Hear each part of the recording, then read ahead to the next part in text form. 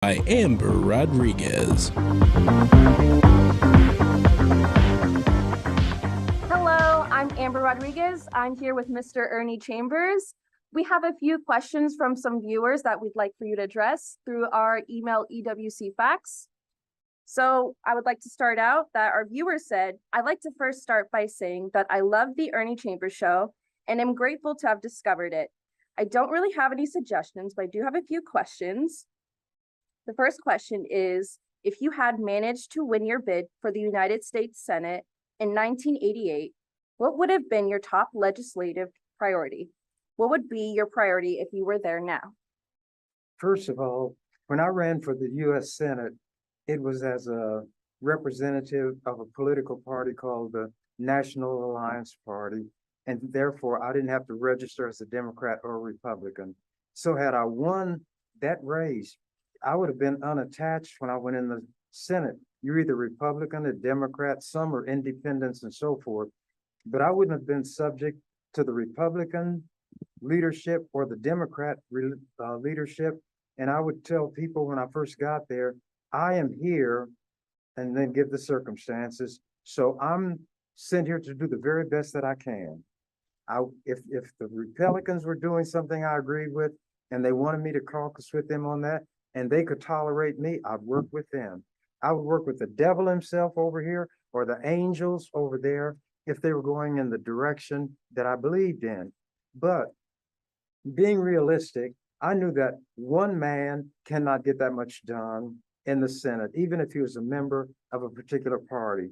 So the first thing I would have done is to learn, like Kenny Rogers said, if you want to play the game, boy, you got to know when to hold them, you got to know when to fold them, and you got to learn the rules. So I would have read the rules that dealt with offering legislation to see what one individual could do unattached to either party, the rules governing the offering of amendments to bills that are being presented, and all of the things that would govern how the Senate operated.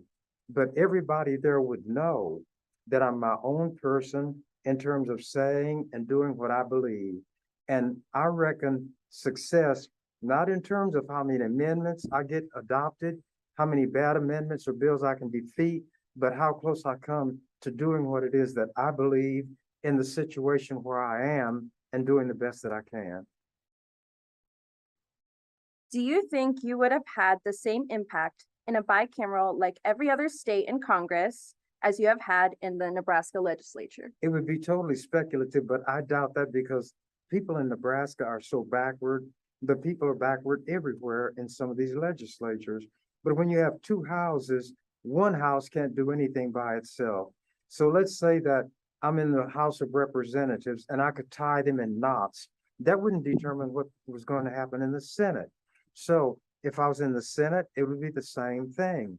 I would have to alter the tactics that I would use based on the rules governing that kind of organization. So I would spend time in the rule book, learn what I'm allowed to do, what I'm not allowed to do, and I'd work within those rules. I would spend a lot of time discussing the issues that I believe in. I would find out how you are recognized in order to speak, how many times you can speak on a given issue, if you can offer amendments while the debate is going on, all of those things. Now I can summarize that by saying, I believe in finding out and learning the rules that govern the game that I'm going to get into. I don't write the rules, so my job, if they're my opponents, is to learn the rules so I can beat them at their own game, or at least slow them down and let them do as little harm to the public and ordinary people as possible.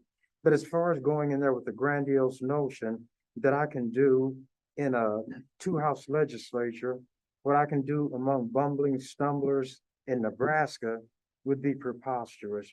I would have to work within the confines of where I find myself. So you mentioned your opposition in term limits in an interview with Fred Knapp. I've always thought term limits were a good thing until I listened to what you had to say about it. Could you go in more in depth about your position? The public, let me use the term voters. you have different districts, like legislative districts, districts for the city council, the county board, and so forth. But the ones in whatever district or entity it is who votes are called your constituents. There are people who believe that you will help them achieve through the political process what can be achieved to benefit them where they are. My primary responsibility would be to the people who sent me to the legislature. I would be their representative, but I always told people, I'm not an echo. I am here to study and master this process, and I will not go there to reflect or echo ignorance. My job is to understand what's going on, so I'm going to do it my way. That's the only way I can do it. And if you like it, you'll send me back. If you don't, you get somebody else. And because people are fickle, if I've done the very best that I can, but I've alienated enough people so somebody else would win the office, I'm not upset with the public who didn't vote for me. I'm not offended toward the one who won, because that's the nature of the political process. And if you let any of these things get inside of you and take you over, you'll be a nervous wreck. So now let me try to wrap it in a nice little bundle and tie it up. There were many people who couldn't stand the sight of me, couldn't stand the sound of my voice, but they wouldn't vote for anybody other than me, because whereas they may disagree with me on 9 issues, they say, but when it comes to my issue, nobody will handle it like Ernie. So there are different times on different issues that some people sound like they think I can walk on water. And then on other issues, they'll sound like they wish they could put me under that water and drown me. So I always made it clear, I'm going to do what I believe is right. You're going to agree sometimes, other times you won't. But I'm not going to go down there and echo and try to go along to get along. I'm going to do the very best I can with what I have to work with. And I try to give analogies so that if my explanation isn't clear, I will say, let's say that there are 10 issues and you agree with me on 9 of them, but that one you disagree with me on means so much to you that if I don't come down the line on that issue the way you want me to, you'll vote against me. That's what elections are about. And when I was on a program with Channel 22 where people could call in, I explained that I am not offended if people don't support me politically. I knew before I got in office how people are fickle. They'll say one thing to your face and do something behind your back. But I said, nobody will know how you vote in the voting booth. So don't feel like you have to come to me and lie and say you voted for me if you didn't, or say you voted and you didn't vote at all. You are entitled to secrecy and privacy. So I'm not going to ask you if you voted for me, or if you happen to tell me you didn't. I say, well, that's what this is all about.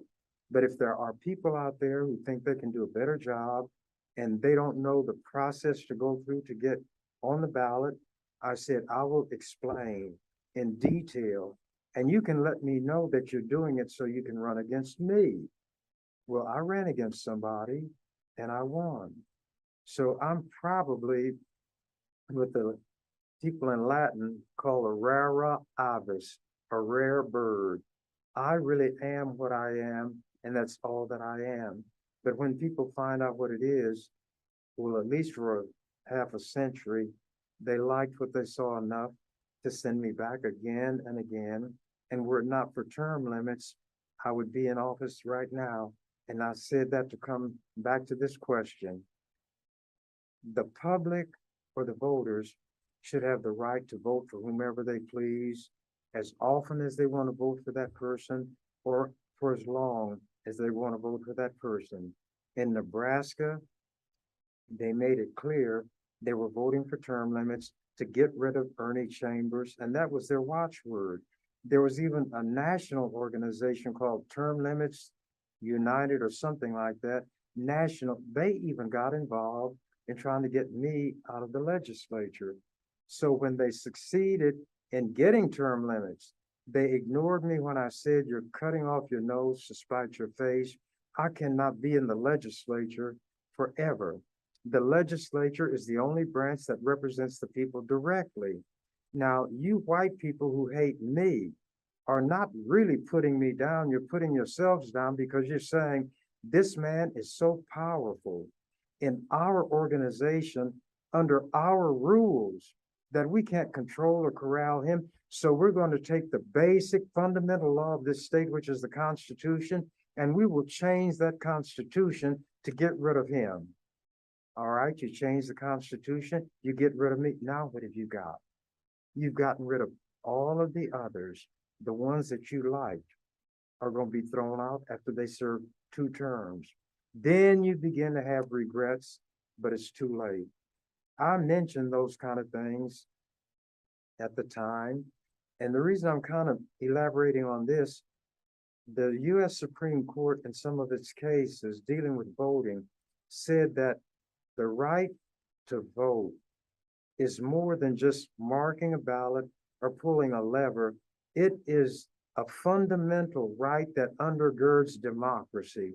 They even use the term human right, which means that by virtue of our being a human being, this right attaches to us and nobody should be able to take it away. So when you look at the value of the vote, you throw away your right to vote for whom you please and trying to get rid of one man. So this person, along with others who thought that term limits was a good thing, had not thought of it beyond it's going to kick Ernie out of office. I would even tell them on the floor of the legislature, and when I'd be invited to speak on campuses, they'd always ask me about term limits.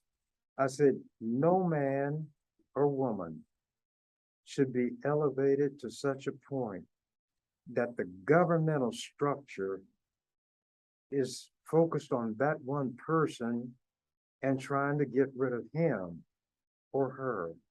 Once you do that, you've crippled the legislature, and that's what happened. It can never get the strength again unless they get rid of term limits, because nobody stays there long enough to be a factor like I was. I went there ready to run full speed ahead.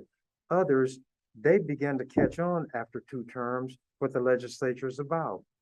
And then when they are about to be term limited, they'll all come to me. Now, when I say all, even the ones that oppose me, they say, Ernie, I think term limits is the worst thing in the world. And that's now because it's going to cut them out.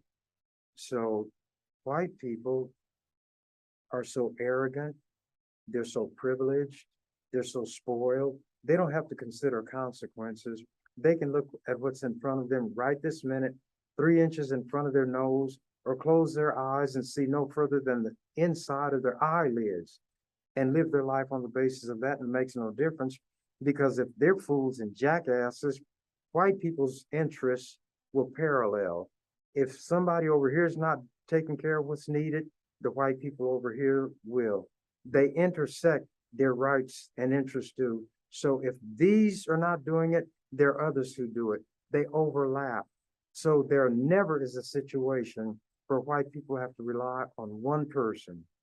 But for us, as Black people, if you have that strong voice and that voice is silenced, nobody else is going to take it up and speak in the way that that person did. And when I've gone into that kind of detail, and I'm doing it now because I think it's such an important matter, people begin to think a little bit beyond their negative attitude toward me. But there were some people who were strongly in favor of me. They would almost break into tears when they began to talk. And it was because of the hard work that they thought I had done and what I'd achieved. And I said, well, look, you're the flip side of the coin from these people. You're putting too much faith in one man. Suppose term limits didn't get me, but I stepped off the curb and got run over by a car. If I am the be all and end all for you, when I cease to be, you cease to be. let me be the horse that you can ride, but don't let me be the only mode of transportation you have. And that's why I would answer that question. Do you think term limits will ever change? I really don't know. If white people change, term limits will be done away with. But there are some states where they backtracked. I don't know all of them. But once I'm out of the picture for good, and they probably won't believe I'm out of the picture until I'm under the ground if I ever die. I don't know that I'm going to die. I should probably die because every human being, everything physical, everything that has life is going to come to an end. They might decide that the purpose that we had for term limits is now buried. Let's go back to sanity and undo term limits, and that any person who can obtain the votes for the constituency that he or she represents go and serve as long as that constituency wants him or her to be there. After all, what business is it of me what goes on in your house and vice versa? So if the people in the 11th legislative district wanted to keep me there forever, what business is it of the white people in the other 47 districts, 48 districts? We comprise overall, at that time, we did less than 4% of the population. Less than 4%. And one man had such power, spread such fear, that the people in Nebraska told everybody who was watching that the only way we can deal with this man is to change our whole government. And if it means subverting the legislature, allowing the judiciary and the executive, meaning the governor and the courts, to run roughshod over the people, it's worth it because we got rid of him. That's sheer stupidity. In fact, it's madness. So our next question is, what is your opinion on Bernie Sanders? Do you think if he were to run in 2024, he would win? And what do you think is keeping him from getting over the hump? Would you consider being his running mate? I don't know much at all about Bernie Sanders. He was kind of a flash in the pan, and white people, and I keep mentioning white people because they dictate everything when it comes to politics because they have the numbers. They jump onto fads. Whatever the fad of the day is what they go after. That's what Bernie Sanders was. He was the oddball, and some people who were looking for something different supported him, but as you know, he didn't make it over the hump.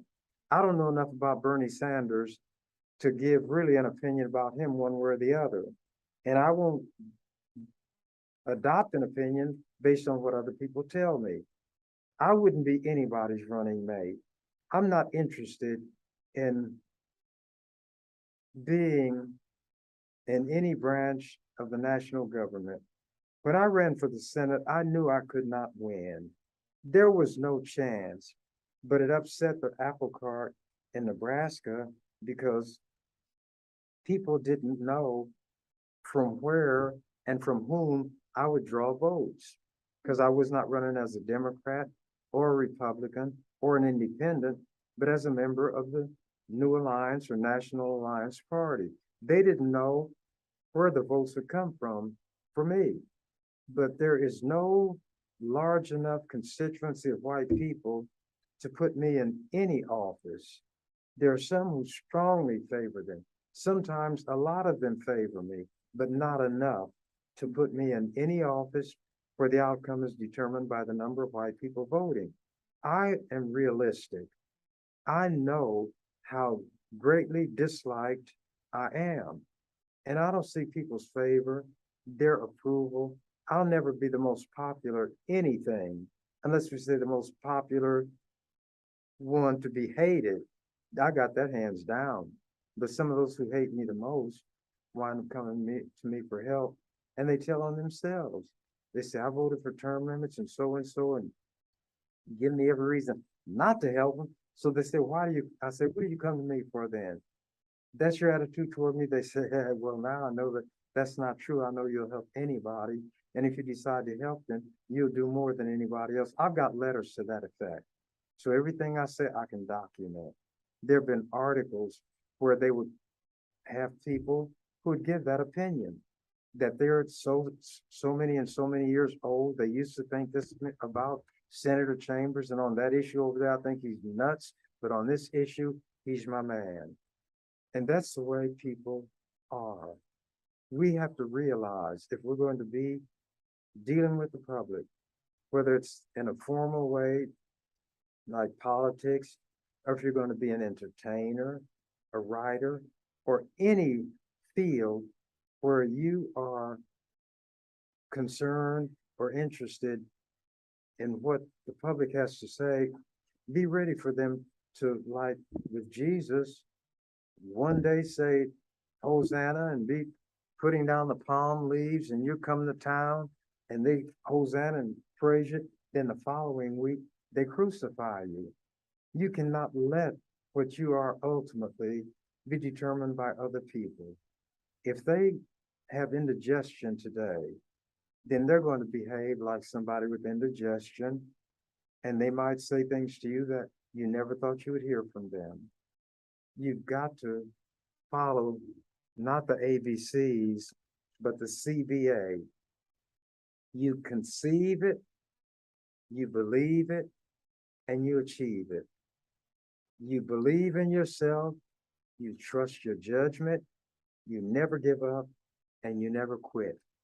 And as Whitney Houston sang, and unfortunately, not just for her, but people who loved her music like I did, learning to love yourself is the greatest love of all. And she did not love herself enough to get away from that fool who got her on drugs and ultimately helped cut her life short. But that didn't mean what she sang was untrue. Learning to love yourself is the greatest love of all. Believe in yourself and know yourself, and don't let anybody take that away from you. And people will value you as you value yourself. Our next question is, how have you remained consistent over the years, especially when in a position of power? And by consistent, I mean the way you talk about race, as you always have. Why do you think this is not more common among Black leaders?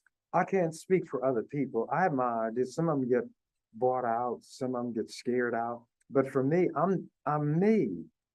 I'm just Ernie.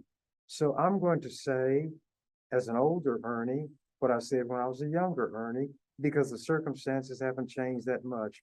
If Pharaoh remains the same, Moses has to fight him the same. So as long as we confront the kind of issues that we do, I'm going to confront in my way, from my position, in the way that I do it. And I see no need to change. Now, I hope I get smarter. I hope I get cagier. But as far as my basic driving principle, that hasn't changed because the battle hasn't changed. And our last question is, finally, what do you think the deal is with someone like Clarence Thomas? Or I guess, what conditions need to be met for someone like him to exist? Do you think it is interesting that he left out Loving v. Virginia in his list of cases that should be revisited? Well, some people don't know what Loving versus Virginia was. This white man married a Black woman, and they lived in Virginia, and it was against the law there. So they had to go up north, and if they'd have come back to Virginia, they would have been prosecuted. So when the Supreme Court looked at it, they approved of interracial marriage. Well, Clarence Thomas married a white woman, and she was his mistress. And then in the sense, not that she was giving him illicit sex, but she owned him like a slave woman. I mean, a white woman owned slaves. She was a mistress in the same way that a white man was a master. This woman put a ring in Clarence Thomas's nose and dragged him around. Her family said it's all right for her to go with him because he's a clean colored man. They said demeaning, derogatory things about him, but he was so color struck that he went for this woman who was relatively empty-headed. And the only reason she has any status now is because she's married to that fool. I was opposed to Clarence Thomas when he was being considered for the Supreme Court. And Jim Exon was the senator from Nebraska. And I contacted him. Every state gets 2 senators, but he's the one I could talk to and explain why he should not vote for Clarence Thomas's confirmation. He voted for Clarence Thomas, and he came to me later and he said that's the worst vote he ever gave. And his wife had talked to him in the same way that I did and said, don't vote for him. So Clarence Thomas, because people saw him as supposedly a replacement for Thurgood Marshall, you could put a black person on the Supreme Court, but he wasn't what Thurgood Marshall was. So there were 8 justices on the Supreme Court, and Clarence Thomas was the 9th one, the 5th vote, if it was going to be broken down 5 against 4, whichever white group was the strongest one in moving him. We don't need a Clarence Thomas now. We didn't need him then. And the sooner he's off the scene by whatever means necessary, I'm in favor of that.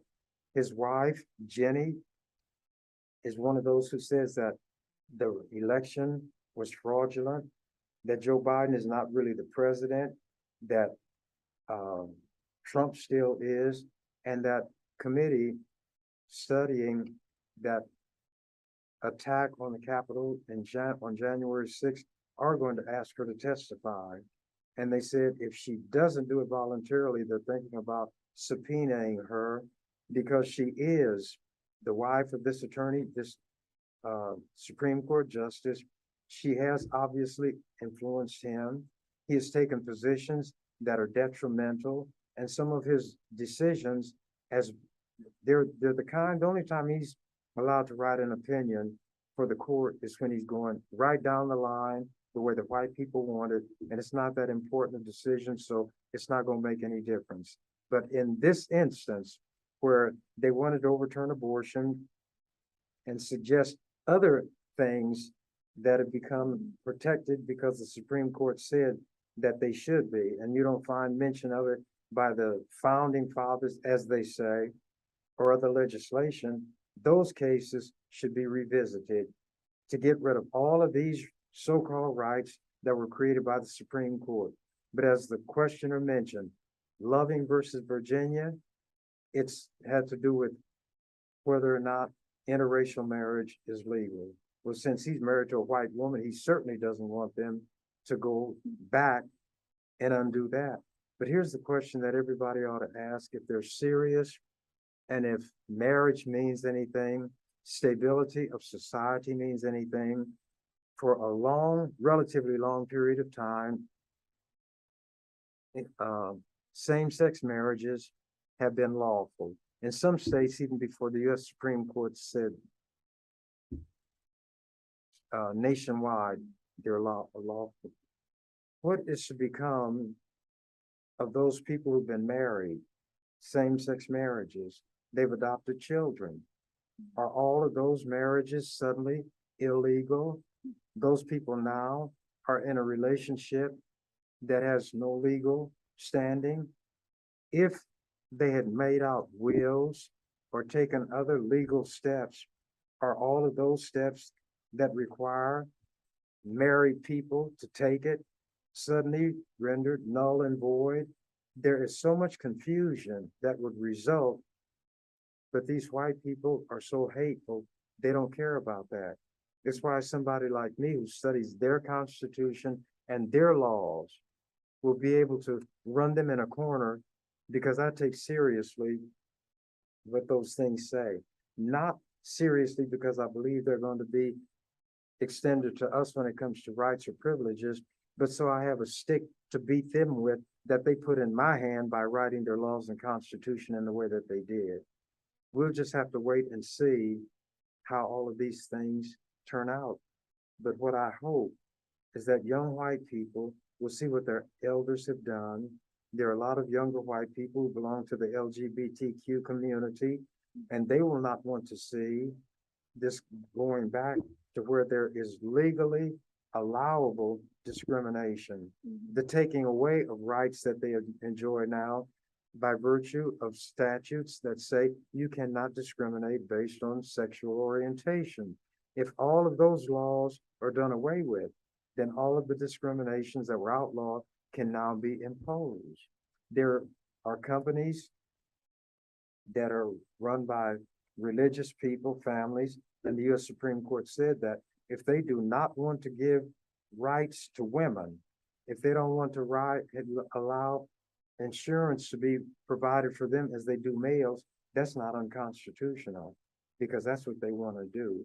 If they want to discriminate and not hire somebody because of sexual orientation, they can do that also. This is an insane Supreme Court. But since Americans don't read court decisions, they don't read newspapers, they don't read magazines that are critical when it comes to analyzing social events, they have no idea of the danger that this country is facing. And if it falls apart internally, there are others outside of this country. There's China, there's Russia, there's North Korea. Now, they call the Axis powers Mussolini and Hitler and any others that went along with what they were doing.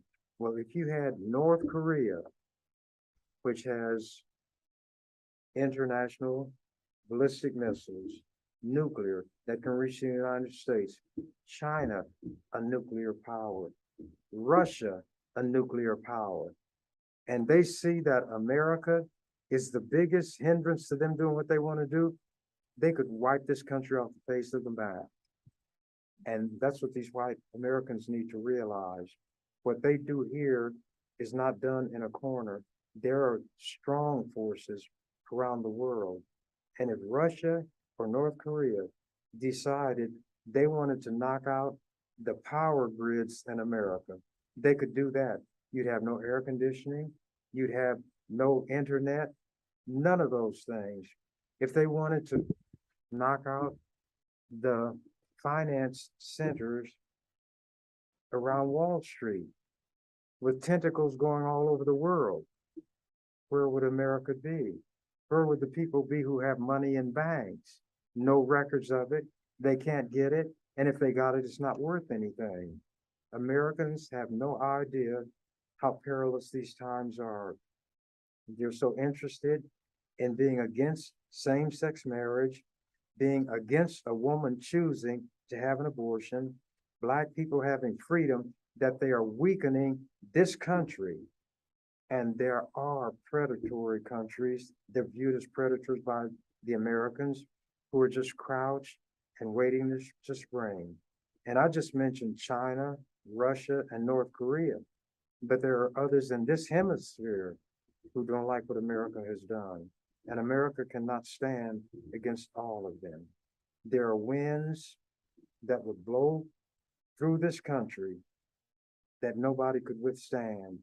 You saw how much panic took this country when those planes on September 11th, 9/11, they call it, crashed into two buildings in New York City. Suppose they had been hit by ballistic missiles fired from across the ocean. Then what? But that's for white people to think about. And when it begins to happen, as the spiritual song says, they run to the rocks to hide their face. The rocks cry out, no hiding place down here. And this is how I'm going to wrap up my answer to that question. There's an old spiritual, and when I look at all these forest fires all over America where there are forests, these huge sequoia trees are in danger of being destroyed. All over Europe and other parts of the world, the forest fires are breaking out, burning millions overall of acres of trees. These trees take carbon dioxide and produce oxygen, and the impact is going to be felt around the world. There's an old spiritual that said, God gave Noah the rainbow sign.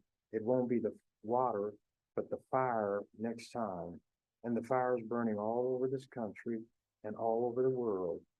And if it seems like I'm not concerned, my concern doesn't mean anything. But these white people who've been privileged, had everything their way. When their houses are destroyed, their buildings are destroyed, their money is gone, their computers don't work, the rogue cops are going to be able to do things that they couldn't do before. They're going to wonder why they're so interested in depriving other people of their rights that they ignored the fact that the lion and the wolf and the bear had formed an alliance and are going to end it all together for all of them.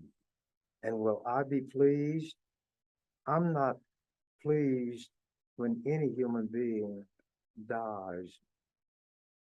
I wouldn't even want to see Hitler burn somewhere forever. It's not in me to be that way. But there might be a corpuscle or two somewhere deep in my psyche that will say it's good enough for them. And they say, well, you're going to die too. Well, these white people are going to kill me anyway. They'll just go with me. And that's what they're confronting. Not because I say it, but I say it because that's the way it is. Our viewer would also like to comment, thank you for taking the time to look over my questions and keep up the good fight. Now we're going to transition to talk of COVID. COVID is still here. COVID is still alive. And we have a few questions for you about that. So our first question is, from what you've seen in your local community, what is the best way to promote and increase vaccination rates? If I knew that, then I could probably win the lottery. But all we can do is talk about it. I try to be an example by getting all my I got vaccinated. I've got all my booster shots. I talk about whenever I can. I wear a mask whenever I go to the store, even though there's no mandate. Everything I can do to call attention to it. If I had the answer, I would give it. I don't know what more can be done than is being done now. The hospitalizations are going up. Death rates are rising. But if people will not believe that it's there, despite all this, I have to quote what Jesus said. If they will not believe the law and the prophets and Moses, they will not believe the one come back from the dead and tell them. I don't have the answer. I wish I did. Our next question is, if you could change anything about how the government initially handled COVID-19, what would it be? More of what the intelligent people talked about, but they got caught up in this stuff that Trump was talking about, the crazy stuff. It's like a flu, and in a few months it'll go away just like the flu.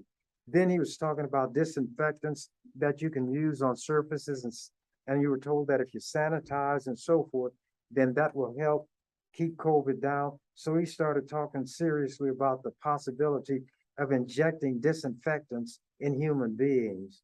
And the scientists and the medical people, they cringed, but those who were in government were under such a tight rein and a short leash, they could not ridicule what Trump said based on how ridiculous it was. So he would have these large gatherings and boast about not wearing a mask. So those nuts who followed him wouldn't wear a mask. A lot of them would get COVID. A lot would go into the hospitals. They'd wind up on ventilators. They didn't have enough ventilators, and they would die. They were literally dying like flies. And there were others because they were what are called the anti-vax people. They don't believe in vaccinations of any kind. They don't believe that COVID is real. And I don't know what can be done to change their mind. If they know people, or they've even had family members who contracted COVID, and even if they didn't die, some of their limbs had to be amputated, and they won't believe. I don't know of anything that can be done. And COVID is a clever, clever foe.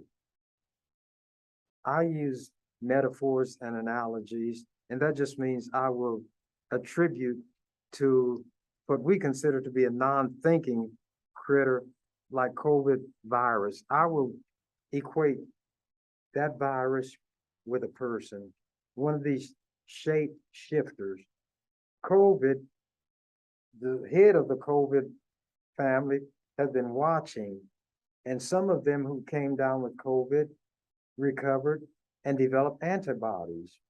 But that didn't mean they wouldn't come down again, but they might not have it as severe in terms of the symptoms. There are antibodies that can be generated in your body through the vaccines. So head COVID is watching, And being a shapeshifter, he's going to learn how to dodge the antibodies and go between and around, and he'll teach that to the other little COVIDites.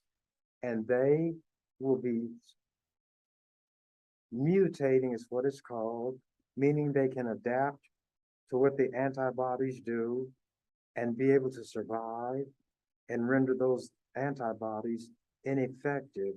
So what people ought to do is try to keep track of the variations. The one that the president got was called BA.5. It's a variant of COVID. And as variants take place, in other words, as the shape shifts, there becomes on the part of COVID an ability to dodge the impact of certain antibodies. Then there are scientists and medical people trying to keep track of what is going on and find a way to counteract it. All that the people who are concerned, as I am, can do is to follow the science and what the medical people say and take whatever precautions that they indicate are best. But that is not a guarantee that you will survive.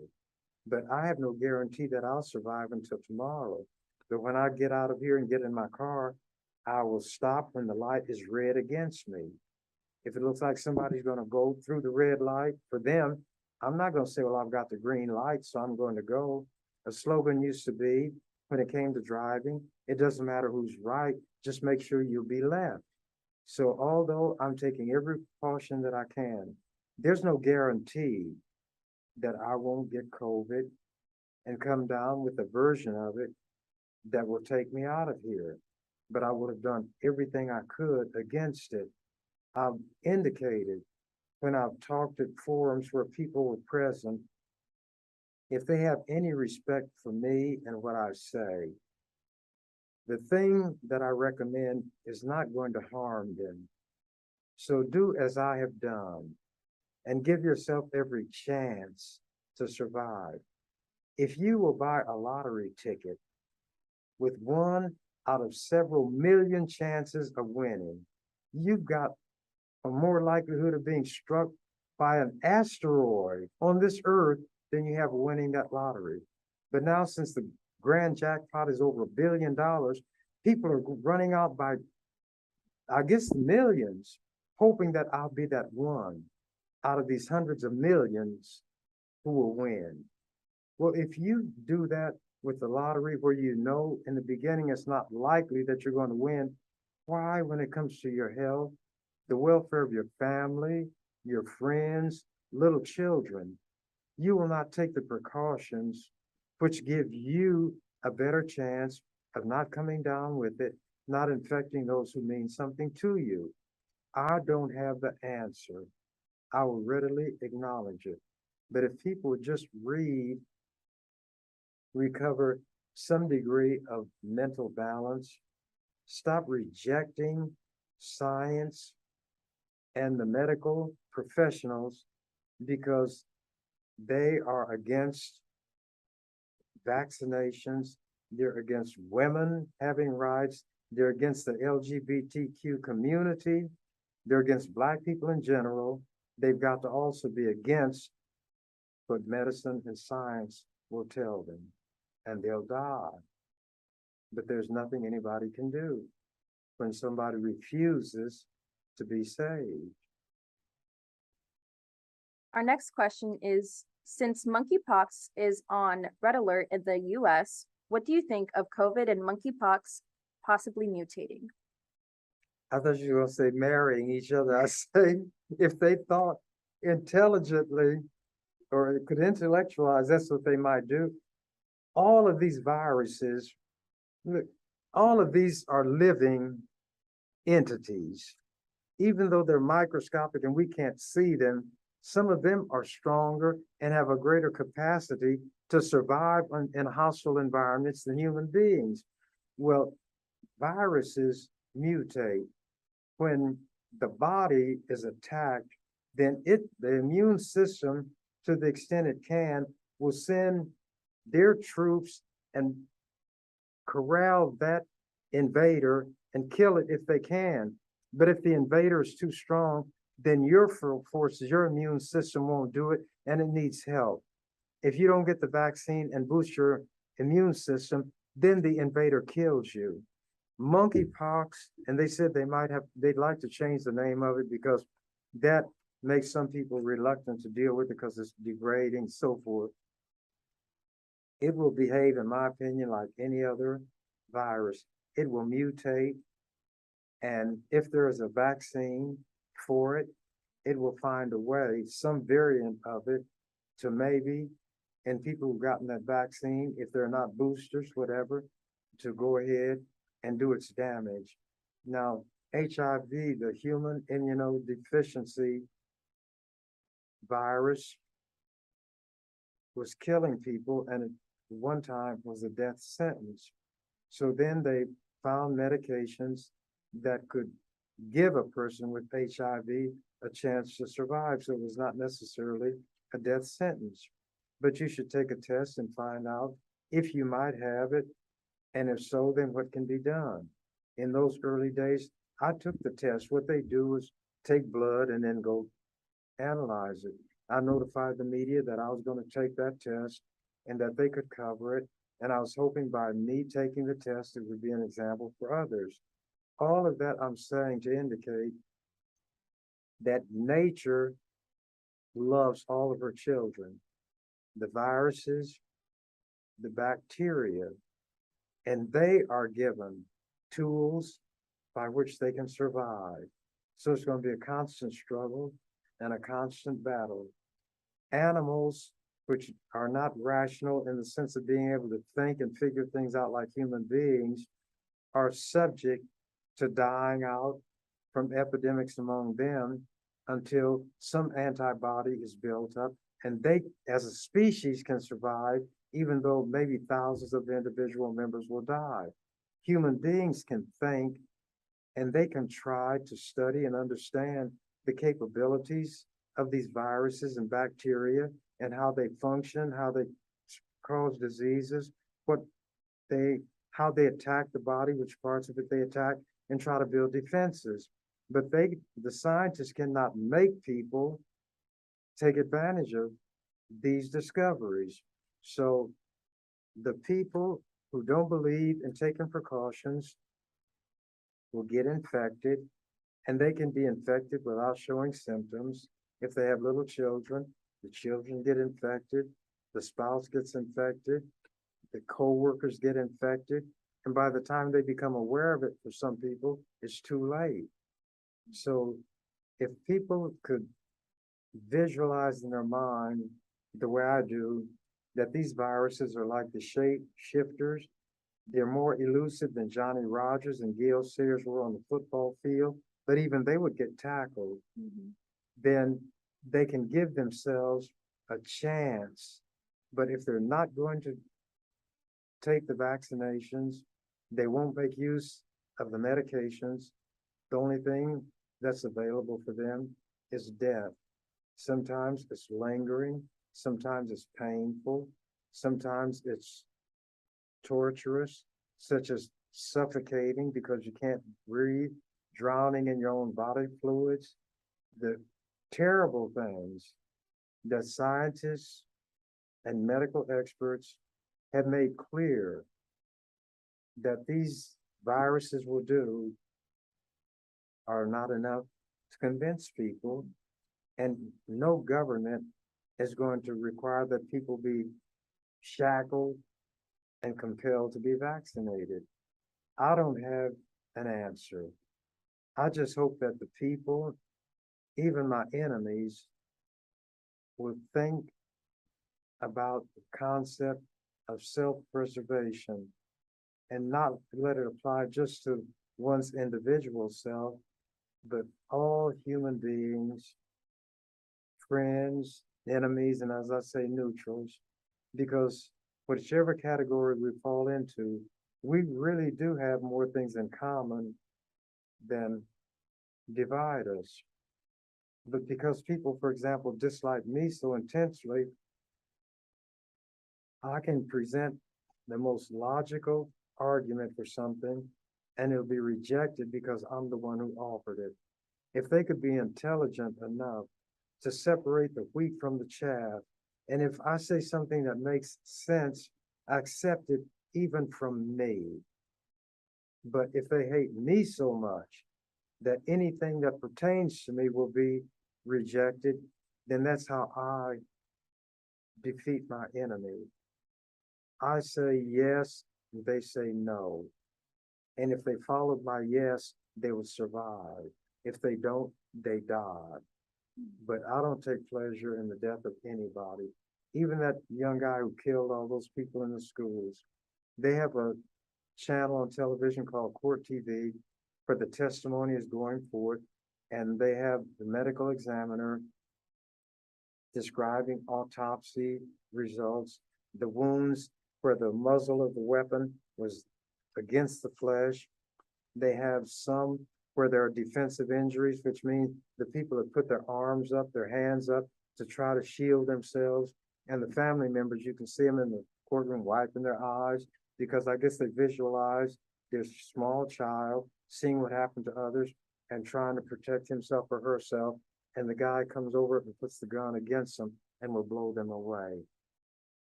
It's a terrible thing when a species will kill members of its own kind, and human beings are the ones who will do that.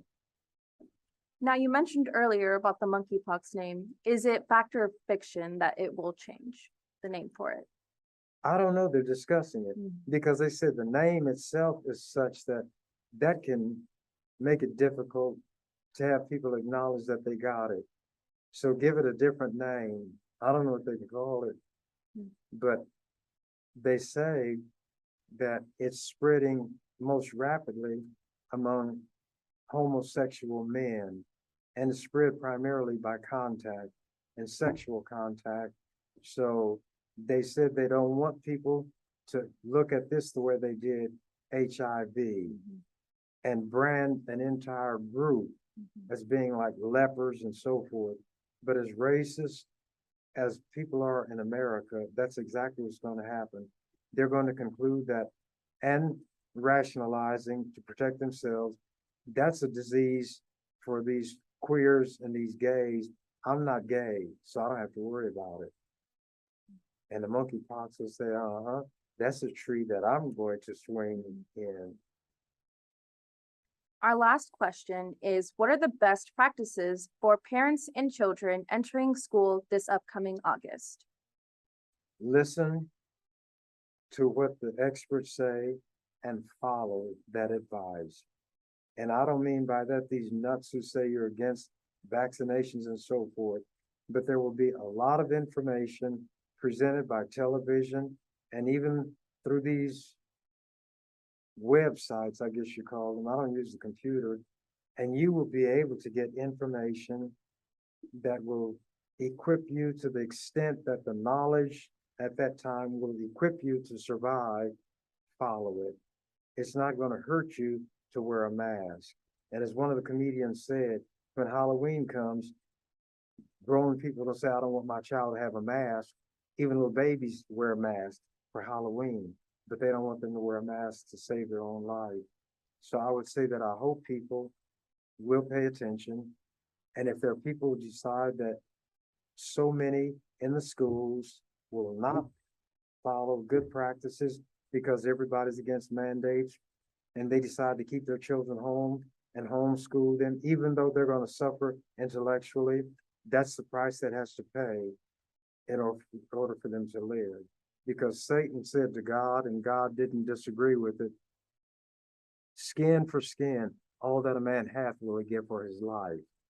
So a parent will readily change or exchange or trade the child's knowledge of math and science for the child living. They can at a later time learn what they didn't learn this year. But if they come down with the disease and they die, that's curtains. It's over. The chips have been cashed in. I don't have answers for these things. If I had the answer to something like racism, which is the bedrock of this country, everybody would be free now? I don't have the answer to that. I don't really have the ultimate answer to anything for anybody else.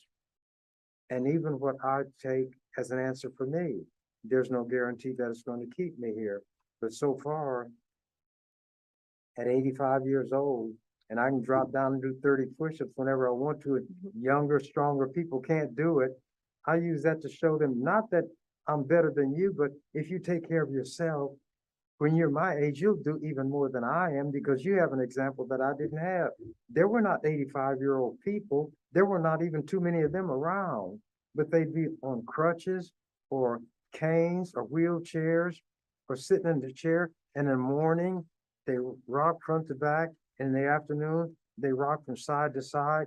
And if you ask them what their name is, they'd be as likely to say George Washington as what their name is. And I'm not saying it to ridicule people, but anything in nature that's not used will become unuseful. If you sit down and don't walk at all, even if you're young, your muscles will shrivel and you won't be able to walk. But if you make use of what nature gave you, it will strengthen. That doesn't mean you'll stay here forever. It doesn't mean your mind will always be clear. But as long as there are things I can do to keep my mind clear, I'm going to do it. I don't care what anybody else does. If exercising will keep my body strong, my immune system operating, that's what I'm going to do. People can mock, they can laugh. But as the expression goes, he who laughs last, laughs best. But I won't be laughing because I feel like that poem said, any person's death diminishes me because I'm a part of humankind. Therefore, seek not to know for whom the bell tolls, it tolls for thee. I'm among that thee. The bell is going to toll for me at some point, and I'm going to cease to be. But as long as I can be here, I'm going to be here. And in wrapping this up, Methuselah lived longer than any other man, 969 years, 969. And when time come for him to die, he was world famous because everybody knew how old he was. And so he got ill and he was going to croak. And they asked Methuselah, was there something he could tell people to sum up everything in his life? He said, I can sum it up in one word. And they said, Methuselah, what do you mean? You lived 969 years, and now the time has come for you to go, and you can sum it all up in one word. What is that one word? Methuselah said, already? In other words, that 969th year means as much to you as that 20th year. When you were 20, you would have said, I've got to go already. I haven't lived. Methuselah said, after 969, I've lived this long. I shouldn't have to go now. Life is precious and it ought to be respected. And not everybody respects it in themselves or others. Some people do. And some respect it so much that they want to do everything they can to preserve it in everybody, even their worst enemy, to make life not just an existence, but something that you live and enjoy. And I hope that, well, my hope doesn't mean anything, but we have had this interview. I've probably talked longer than most people would, but I'm like, I always say, if the opportunity presents itself, take it and run with it. And that's what I've tried to do. Thank you for this interview, Mr. Chambers, and your insight. If viewers have further questions they would like Mr. Chambers to address, you can email us at ewcfacts@gmail.com. You've been listening to EWC Cultural News Today, hosted by Amber Rodriguez. If you'd like to make suggestions, email us at ewcfacts@gmail.com. That's ewcfacts@gmail.com. This has been an EWC Communication production.